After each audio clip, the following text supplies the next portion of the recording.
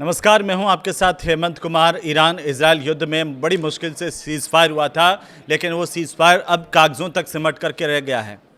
और आज इस वीडियो में हम जिन बातों को लेकर के जानकारी देने वाले हैं वो बहुत महत्वपूर्ण है। महत्वपूर्ण इस लिहाज से है कि एक तरफ यूएस का जो डेलीगेशन है वो पाकिस्तान पहुंच रहा है बातचीत के लिए, लेकिन ऐन वक्त पर ऐसा क्या हो गया कि ईरान की तरफ से जो बयान आया है उसने अमेरिका में खलबली मचा दी है। तेहरान ने ऐसा क्या कह दिया, ये विस्तार से समझेंगे। और दूसरी बात है कि जब सीज़फायर हुआ था उसके बावजूद अभी भी इजराइल लेबनान में हिजबुल्लाह पर हमले क्यों कर रहा है, और अब जब ये सबसे भीषण हमला हुआ है तो इसके बाद सीज़फायर के मायने क्या रह जाते हैं, इस पर भी बात करेंगे। तीसरी सबसे बड़ी बात जो इस वीडियो में हम करने जा रहे हैं वो है कि अमेरिका ने इस बार क्या धमकी दी है, क्योंकि बातचीत से पहले अमेरिका की धमकी क्या उल्टी पड़ गई। क्योंकि इस्लामाबाद में बातचीत की शुरुआत होने वाली थी, उससे पहले अमेरिका ने कह दिया कि अगर इस बार बातचीत सफल नहीं हुई तो ईरान का नामो निशान मिटा देंगे। डेलीगेशन पाकिस्तान पहुंच ही रहा है कि इसी बीच तेहरान ने भी साफ संदेश दे दिया, सख्त संदेश दे दिया और नहले पे दहला मारा, अमेरिका के मुंह पर उसी की बात मारी और कहा कि हम बातचीत आपसे करने वाले नहीं हैं। अब अगर बातचीत नहीं होगी तो आप सोच रहे होंगे कि युद्ध का क्या होगा, सीज़ फायर का क्या होगा, कितने दिन टिकेगा ये सीज़ फायर। लेकिन सीज़ फायर तो दोस्तों पहले ही टूट चुका है। कैसे? पहले लेबनान में जिस तरीके से हमले हो रहे हैं, इजराइल के जिस तरीके से हमले हो रहे हैं, उससे सीज़ फायर तो पहले ही टूट चुका है। और अभी अभी ये खबर मिल रही है कि आज 20 अप्रैल की तारीख है और 20 अप्रैल को ये खबर मिल रही है कि इजराइल ने लेबनान में बड़ा हमला किया है, हिजबुल्लाह के ठिकानों पर बड़ा हमला किया है और जवाब दिया है हिजबुल्लाह ने भी अपने हमले तेज़ कर दिए हैं। अब आते हैं चौथी बात पर। चौथी बात यह है कि हॉर्मुज स्ट्रेट का क्या होगा, क्योंकि हॉर्मुज स्ट्रेट के खुलने बंद होने पर तो अब असमंजस गहराता ही जा रहा है। खुलना तो दूर की बात, बंद भी हो गया और बंद होने के बाद अब स्थितियां विकट होती हुई नज़र आ रही हैं। तो आने वाले दिन वैश्विक समुदाय के लिए कैसे रहने वाले हैं? एक सबसे बड़ी अपडेट अभी अभी ये आ रही है कि जो ईरान का जहाज़ है उस पर जिस तरीके से हमला किया गया और उसके बाद चाइना ने उस पर रिएक्शन दिया है। कहा इस तरह से एक जहाज़ को टारगेट करना, निशाना बनाना चिंताजनक है।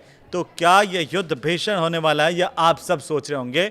तो सबसे पहले एक एक करके बात कर लेते हैं। सबसे पहले बातचीत से ही शुरू करते हैं, क्योंकि ये कहा जा रहा था कि अब तो भाई बातचीत का अगला चरण होगा, कुछ ना कुछ तो इसमें हल निकलेगा ही। दुनिया मानती है कि बड़े से बड़े मुद्दों का हल बातचीत से निकलता है, लेकिन यहाँ क्या हो रहा है? यहाँ अमेरिका ईरान की बातचीत से पहले अमेरिका की गीदड़ भभकियाँ आ जाती है। तो बातचीत क्या डर के साए में होगी? जी नहीं। ईरान ने कह दिया कि किसी डर के साए में, इन भभकियों में, इन धमकियों के बीच में बातचीत नहीं होगी। तेहरान बातचीत के मूड में ही नहीं है। तो अब अमेरिका क्या करेगा? अमेरिका ये धमकी दे रहा था कि अगर बातचीत सफल नहीं हुई तो ईरान का नामो निशान मिटा देंगे। ईरान ने कह दिया, आइए इधर देखते हैं। अब सवाल ये कि क्या होगा इस सीज़ फायर का, क्योंकि सीज़ फायर तो टूट चुका। कैसे टूट चुका? क्योंकि लेबनान में जिस तरीके से इजराइल ने हमले किए हैं और इसके बाद अब अमेरिका और ईरान का युद्ध कभी भी शुरू हो सकता है। ये बहुत बड़ी अपडेट आ रही है। ईरान के बातचीत से मना करने के बाद यही माना जा रहा है कि युद्ध की शुरुआत अब कभी भी हो सकती है, क्योंकि ईरान से बातचीत करने के लिए अमेरिका के जो उपराष्ट्रपति हैं जेडी वेंस पाकिस्तान रवाना हो गए और इंटरनेशनल मीडिया में इसकी पुष्टि हुई है। इससे पहले ट्रंप ने न्यूयॉर्क पोस्ट से बातचीत करते हुए गलती कर दी। न्यूयॉर्क पोस्ट से बातचीत में कहा था कि वेंस पाकिस्तान नहीं जा रहे हैं। वेंस ने 11 और 12 अप्रैल को ईरान से बातचीत में अमेरिकी डेलीगेशन का नेतृत्व किया था, ये आप जानते हैं। करीब करीब 21 घंटे की बातचीत में कुछ नहीं निकला था, ज़ीरो। अब जो पाकिस्तान इधर उधर से फूल रहा था कि फूलाबाई की तरह कि हाँ भाई हम तो मध्यस्थता कर गए, हमने तो बहुत बड़ा काम कर दिया, हमने युद्ध रुकवा देते हैं, वो हो गया फुस। पाकिस्तान की इंटरनेशनली एक बार फिर से बेइज्जती हो गई, और बेइज्जती में अब इससे और ज़्यादा तो बेइज्जती में कुछ रहा ही नहीं। जब दूसरी बातचीत का दौर शुरू होना था, उससे ठीक पहले ईरान ने मना कर दिया कि बातचीत हम नहीं करने वाले हैं। अब बात इसके पीछे की मुख्य वजह ये जो मानी जा रही है वो ये मानी जा रही है दोस्तों कि ईरान का जो परमाणु कार्यक्रम है और हॉर्मुज स्ट्रेट पर कंट्रोल की बात है, उसको लेकर के मतभेद गहरा गया है और अमेरिका और ईरान के बीच में अब तनाव बढ़ना शुरू हो गया है। ट्रंप ने धमकी दी, ईरानी जहाज टुस्का को कब्जे में लेने की कोशिश भी हुई, और टुस्का पर जो हमला हुआ है उसे लेकर के ईरान पूरी तरह से नाराज़ है, गुस्से में है, और नाराज़गी जताते हुए इसे समुद्री डकैती करार दिया है ईरान की तरफ से, और कहा है कि अब इसका जवाब हम जल्द देंगे। अमेरिका ईरान की बातचीत को लेकर तमाम तरह के दावे हो रहे हैं, वो दावे हवाई साबित हुए, उनकी पूरी की पूरी हवा निकल गई। हवा ऐसे निकले कि तेहरान ने जैसे मना किया, अब अमेरिका को समझ में नहीं आ रहा कि आखिरकार क्या होगा। लेकिन अल जजीरा की एक रिपोर्ट आई है, उसके हवाले से ये बताया गया है सूत्रों के हवाले से कि बातचीत एक नहीं लेकिन कई दिनों तक चल सकती थी, और कोशिश ये थी कि एक अस्थायी समझौता इस दौरान एक MOU दोनों देशों के बीच में हो जाए। लेकिन ये रह गई बात पीछे की, क्योंकि अब जब बातचीत ही नहीं हो रही तो समझौता तो दूर की कौड़ी है। और ये भी कोशिश थी कि सीज़फायर आगे कैसे बढ़े, करीब 60 दिन का अगर समय मिल जाए तो बड़ा एक शांति समझौता दोनों देशों के बीच में तैयार हो सकता है, और ये तभी संभव हो सकता था जब बातचीत में ईरान हिस्सा लेता। लेकिन अब तो ये सारी बातें रद्दी की टोकरी में चली गई हैं, क्योंकि ईरान ने तो बातचीत से ही इनकार कर दिया है। अब आते हैं 20 तारीख के 24 घंटे के अंदर अंदर बड़े अपडेट्स क्या आ रहे हैं इस युद्ध को लेकर के।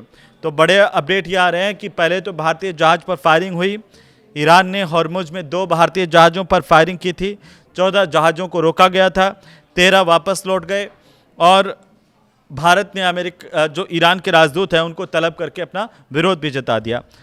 अब दूसरी बड़ी अपडेट 24 घंटे में यह आई कि हॉर्मुज स्ट्रेट एक बार फिर से पूरी तरह से लॉक हो गया, बंद हो गया। तो जो उम्मीद लगाए बैठे थे कि हॉर्मुज खुलेगा तो जहाज़ निकलेंगे, दुनिया में व्यापार के रास्ते फिर से शुरू हो जाएंगे, शांति पैदा होगी, कायम होगी, और एक नया वातावरण बनेगा, लेकिन वो भी अब धूमिल हो गया है।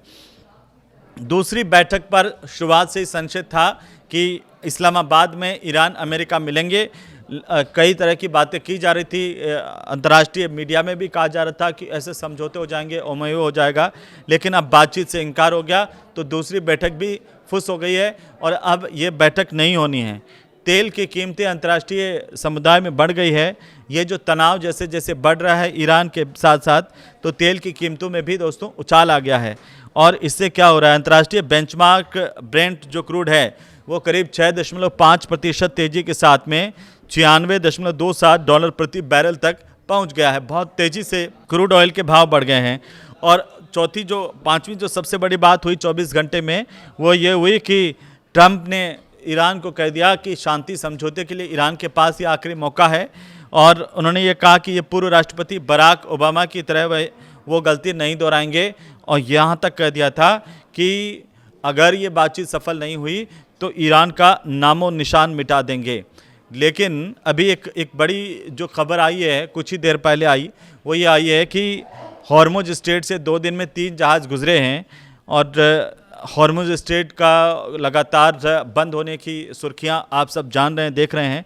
लेकिन अब उसके बाद 2-3 जहाज़ गुजरने के बाद जो ईरान का रिवोल्यूशनरी गार्ड्स हैं, उन्होंने फिर से रास्ता बंद करने की ऐलान कर दिया है। 13 जहाज बीच रास्ते में इसकी वजह से वापस लौटने को मजबूर हुए हैं।